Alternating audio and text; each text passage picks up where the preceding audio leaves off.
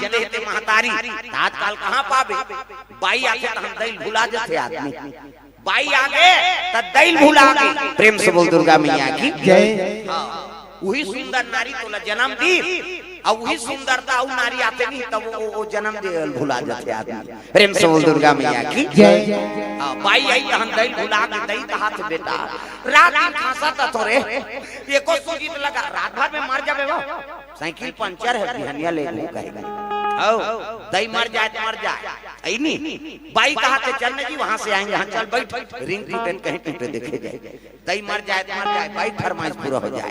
ऐसा बेटा देखा था नाथ का दई दादा मन चाह बरतर सा थे बेटा वो हमारे खोली खुसर के खपूरी रोटी झड़कर ओतकी जो रोते महतारी है बेटा बूढ़ा काल के सहारा होई के रे ते तो मोला चाह बरतर सादा रहा था ते कल बिन बेटी बेटा करते हो कहीं को रोतीस ना तो समझ जाओ बेटा बहुत जीवन सुंदर नहीं हो सकता। और उसने बेटा मान वह चीटी की बांध के डोंगड़ गड़ जा चलो बुलावा आया है माता हाओ जा उड़ान का टोलम छपाबे मारबे उगा